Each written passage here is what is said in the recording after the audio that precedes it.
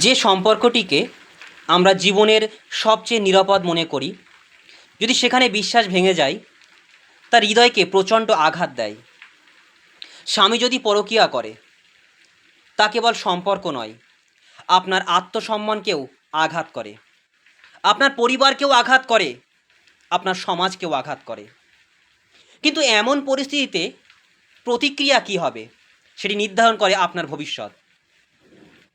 আজ আমরা বলবো 6টি গুরুত্বপূর্ণ কাজ যা আপনাকে শক্তিশালী, সচেতন এবং নিজের জীবন নিয়ন্ত্রণে রাখতে সাহায্য করবে, এবং স্বামীর পরকীয়া পুরোপুরি বন্ধ হয়ে যাবে চিরদিনের জন্য। তো চলুন শুরু করে দেখা যাক আজকের এই 6টি টপিক কেমন লাগে।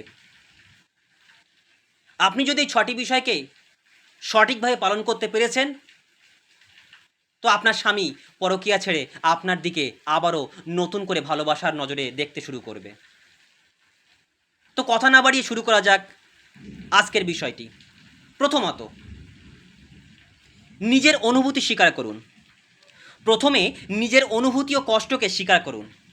কষ্ট, ব্যথা, রাগ, হতাশা সব অনুভব করতে হবে।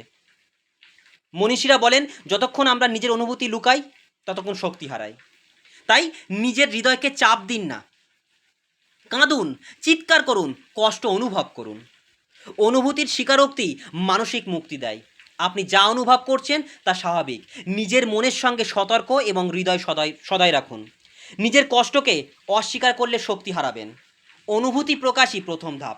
এটি আপনার ভেতরের শক্তিকে পুনর্নির্মাণ করবে। দ্বিতীয়ত, পরিস্থিতি পরিষ্কারভাবে বোঝার চেষ্টা করুন। কেন, আমরা তো মানুষ, ভুল হতেই পারে। সন্দেহের বশবর্তী হয়ে আমরা ভুলও করতে পারি। তাই পরিস্থিতি পরিষ্কারভাবে বোঝার চেষ্টা করুন। সত্যিই কি আপনার স্বামী পরকীয়ায় জড়িয়ে গেছে? যদি তাই হয়, যেটা হয়েছে সেটার কারণ এবং পরিমাণ বোঝার চেষ্টা করুন। কেবল অনুমানের মাধ্যমে কোনো সিদ্ধান্ত নেবেন না, স্পষ্ট তথ্য ও প্রমাণ জোগাড় করতে হবে। মনীষীরা বলেন, পরিস্থিতি জানলে আমরা যুক্তি দিয়ে সিদ্ধান্ত নিতে পারি, কিন্তু পরিস্থিতি যদি আপনি ভালো করে জানতে না পারেন, তাহলে সিদ্ধান্ত নিতে আপনি পারবেন না।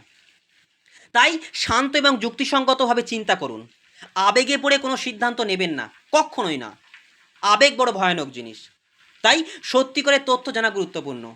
বিশ্লেষণ শক্তি দেয়, বিভ্রান্তি নয়। তাই আপনি বিশ্লেষণ করুন ভালো করে।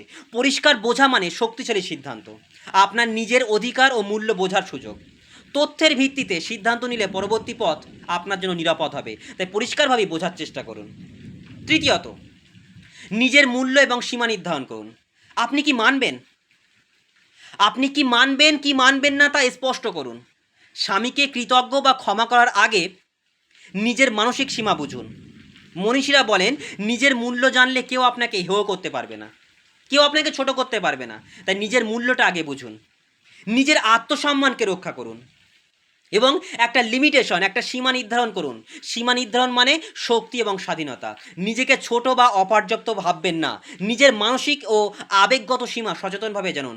আপনার সুখ ও শান্তি প্রধান। সীমা রাখলে সম্পর্কের নিয়ন্ত্রণ আপনার হাতে থাকবে। তাই নিজের মূল্য মানা মানেই নিজেকে সুরক্ষিত রাখা, এবং সেখান থেকে আপনি পরবর্তী স্টেপ নিতে পারবেন। চতুর্থত, প্রয়োজন হলে দূরত্ব তৈরি করুন। আপনি যদি সেই বিষয়টাকে মানতে না পারেন, তাহলে কি করবেন? একেবারেই প্রধান দায়িত্ব হবে আপনার দূরত্ব তৈরি করা। মনের শান্তির জন্য শারীরিক বা মানসিক দূরত্ব প্রয়োজন হতে পারে, অবশ্যই প্রয়োজন হতে পারে। স্বামীকে সময় দিন নিজের অবস্থান বোঝার জন্য। স্বামী যে ভুল করছে, কারণ মানুষ ভুল করলে সে কিন্তু নিজের ভুলটা হঠাৎই দেখতে পায় না।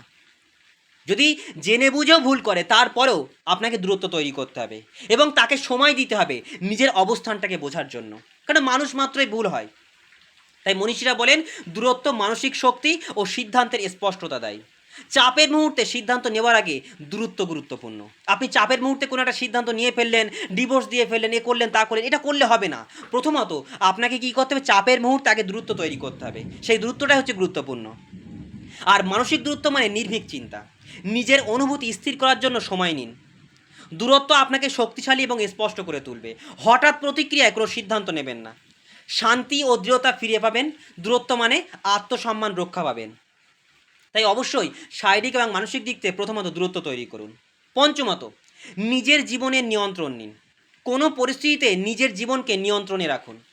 সম্পর্কের সমস্যার জন্য নিজের মানসিক শান্তি ও সিদ্ধান্তকে প্রাধান্য দিন। মনীষীরা বলেন, যে নিজেকে নিয়ন্ত্রণ করে তার শক্তি অপরিসীম। নিজের সময়, শক্তি ও মনকে নিয়ন্ত্রণ করুন। স্বামী বা অন্য কারোর জন্য নিজের সুখ হারাবেন না। নিজের ভবিষ্যৎ ও পরিকল্পনা নিজের হাতে রাখুন। শক্তিশালী ও স্বতন্ত্র হন। নিজের জীবনের দায়িত্ব নিজেকে পূর্ণ করুন। নিজের লক্ষ্য ও স্বপ্নের প্রতি মনোযোগ দিন। নিয়ন্ত্রণ মানে স্বাধীনতা ও শক্তি। লাস্ট পয়েন্ট, ভবিষ্যতের জন্য দৃঢ় পরিকল্পনা করুন। তো স্বামী যখন পরকীয়ায় করে গেছে বা নিয়ে ফেলেছে, হয়ে গেছে, তখন আপনি যে সিদ্ধান্তটা নেবেন, আপনি তার সঙ্গে থাকবেন কি থাকবেন না, সেটি আপনার ভবিষ্যতের সুরক্ষা নিশ্চিত করবে। সম্পর্ক বজায় রাখতে চান নাকি আলাদা পথ বেছে নিতে চান, তাই স্পষ্ট করুন। মনীষীরা বলেন ভবিষ্যতের জন্য স্পষ্ট পরিকল্পনা মানসিক শান্তি দেয়। প্রতিটি সিদ্ধান্তের প্রভাব বোঝার চেষ্টা করুন। যুক্তি এবং স্থিতিশীল মন দিয়ে পরিকল্পনা করুন। কোনো পদক্ষেপ আপনার আত্মসম্মান বজায় থাকবে তা নিশ্চিত করুন। নিজেকে প্রস্তুত রাখুন। স্পষ্ট লক্ষ্য মানে শান্তি ও আত্মবিশ্বাস। নিজের জীবনকে নিজের হাতেই নিন। ভবিষ্যৎ পরিকল্পনা মানে শক্তি ও মুক্তি। এই 6টি পয়েন্ট আপনাকে গভীরভাবে কিন্তু দেখতে হবে। স্বামী যদি পরকীয়া করে, তা জীবনের সবচেয়ে বড় চ্যালেঞ্জ, কিন্তু আপনার শক্তিশালী, সচেতন এবং নিজের জীবন নিয়ন্ত্রণে থাকলে আপনি সব পরিস্থিতি সামলাতে পারবেন। নিজেকে মূল্য দিন, নিজের অনুভূতিকে সম্মান করুন, নিজের সীমা জানুন, সতর্কতা, যুক্তি এবং শক্তি দিয়ে প্রতিক্রিয়া করুন।